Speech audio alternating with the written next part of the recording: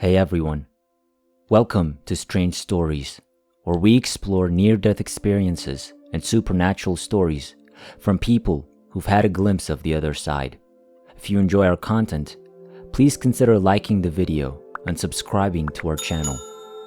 Without further ado, let's get to the story of the day.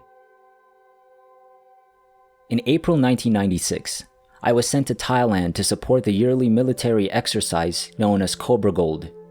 If I had to guess, I'd say about 2,000 US personnel from all military branches were also sent. Thailand was a lovely location to live. The people were welcoming, the cuisine was great, and there was so much to see and do. Unfortunately, the country's public health situation is a nightmare. Thailand has a tremendous number of sickness and germs. It was so terrible that the military's public health department recommended doxycycline as a prophylactic drug to everyone. I'm not really sure how I got the H. pylori germ. It's a tie between the ice in my glass of Pepsi and the sampler plate with 10 different types of meat. I'm not a gambler, but I'd bet $100 on the sampling platter from which I accidentally ate frog, snake, and dog flesh. To put it simply, dog meat tastes like a rough steak. I began to get symptoms at the end of my tour in June. "Does my neck look swollen to you?" I asked my friend Pick, who replied, "Hell yeah." I was exhausted at first. I was so tired that I drank Pepsi almost all day for the caffeine. This chronic weariness lingered for several weeks, until I returned from Thailand in late June 1996. Every week after I returned from Thailand, my problems worsened. I was having stabbing stomach pains, a continual searing ache in my throat, and I was passing this bizarre orange jelly stuff. I realize it's a lot of information. Malix was like coffee to me.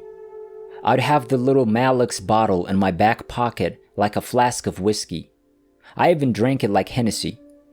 I eventually began seeing the military doctor every 2 weeks for 3 months. He'd often tell me, "Your body's fighting something. Let us wait a bit longer to see what happens." Finally, he exclaimed, "Look, you'd best be in the emergency room the next time I see you." I stopped going after hearing the same speech. I guess his words finally reached me. As a result, I waited for a massive symptom, like an extraterrestrial, to emerge from my stomach. My symptoms became more acute over time. I started having respiratory problems, such as wheezing and nasal flaring. I recall gasping for oxygen in a college English session on the base. It seemed as if I were breathing through a straw. I looked around at my classmates to check whether they were having trouble breathing.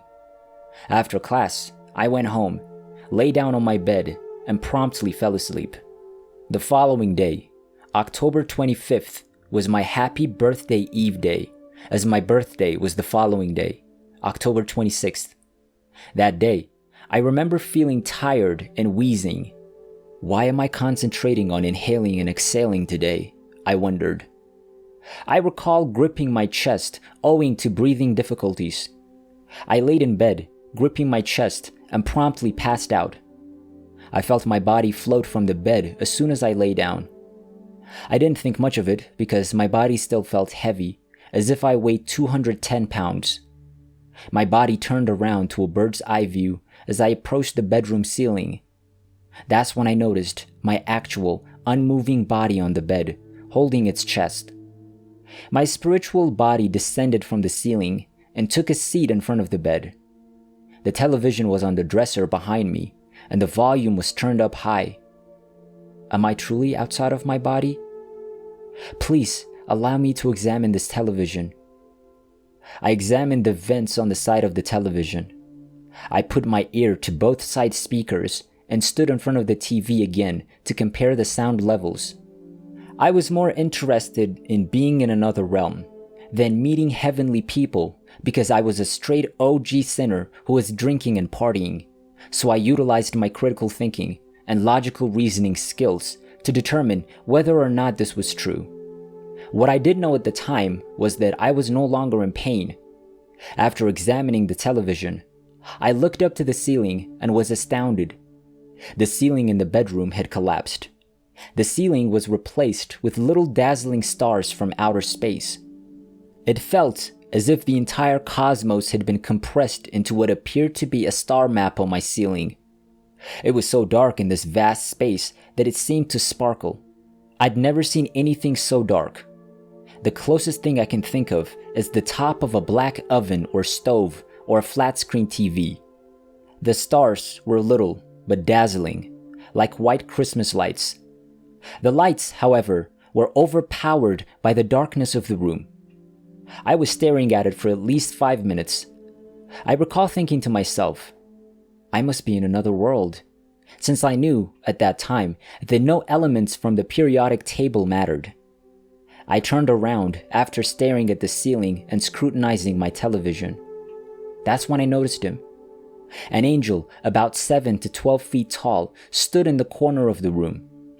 He didn't gleam or glow like I expected, and he didn't have wings. However, due to his height and the white robe he wore, I realized he was an angel. He was a tall, slim, elderly man with a beautifully groomed, finely edged beard. I'd say he resembled Christopher Lee's performance as Count Dooku, minus the lightsaber. I mumbled, "This ain't going to be pretty," as soon as I saw him, since I knew I was headed straight to hell. We had a lengthy discussion after that, but our mouths did not move. We communicated telepathically.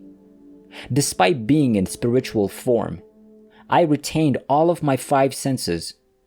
I was thinking to myself, man, this TV is loud, while talking to him in front of the screen. Another fascinating fact is that even in the spiritual world, you remain the same person.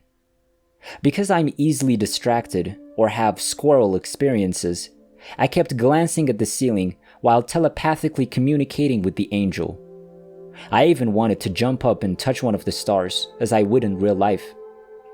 I don't recall what we talked about, but it had something to do with me being on the incorrect path to heaven. This is when I discovered this angel was more of a guide. After our chat, I flew over the house, far enough to notice that it lacked a roof. It appeared to be a toy house or a house from a movie set. Only the side walls were present. I looked around my well-lit living room. My wife was cooking in the kitchen. Another ball of light appeared 6 feet away from her. That's when I saw it wasn't a ball of light, but rather another angel in the kitchen with my wife. After hovering over my house, I remember flying through the air. If I had to guess, I'd say I was somewhere around 50,000 feet in the air. Boy, was I flying. I recall flying over the Pacific water at night and how the waves had little reflections of light, similar to how the moon shines on the ocean. I was scared since I didn't know where I was headed. My spirit seemed to be tossed across the seas. I flew 6,000 miles from Guam to Los Angeles in about 10 seconds. I was so homesick because I knew I was distant from my body. I need to go back inside my body and start living right, I thought. My entire dimensional worldview became spiritual after I moved to Los Angeles. I eventually admitted that I was either dead or dying. I recall being in an orange-yellowish room. The light wasn't particularly brilliant, yet it lighted the entire room. I understood right away that this was no ordinary light, but rather the presence of God in the room. The light seemed to come to life. A glass pane across the room separated the dimension I was in from life on Earth. Even now, it's difficult for me to talk about this experience because I was being assessed on my past and future behavior. It was demonstrated to me how powerful our words or deeds are. If you labeled someone obese 20 years ago, you will see and feel the behind the scenes of how your comments affected them throughout their life. My previous remarks caused someone to be depressed in the future, to the point where it altered the trajectory of their lives. Just think about it. Consider all of the children you probably tormented or bullied in primary school. Consider the fact that you are the person responsible for that child eventually misusing drugs or injuring himself or herself later in life. Sorry if this was too gloomy and graphic, but I wanted to show you how Judgment Day will be. I felt dreadful and ashamed after witnessing this judgment incident. I didn't sob or cry, but I did want to get away from that chamber and the light.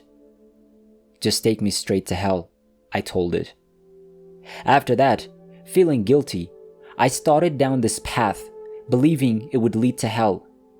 I turned about halfway down that walk and said, and all I wanted to see was my birthday, which was the next day. I was hurled back over the Pacific Ocean and into my body. I wish I had a camera in my room because my body felt like it was bouncing off the bed. I was disoriented when I awoke. I had no idea where I was. I assumed I'd been evaluated somewhere else. My wife entered the room seconds later, singing happy birthday and brandishing a cake. When I looked at the time, it was precisely 12 a.m. on October 26, 1996, my 26th birthday. I returned to the hospital after about a day. God blessed me with another doctor who had just graduated from medical school. I recognized him as a second lieutenant. Let me run some tests to see what's in your blood, he said.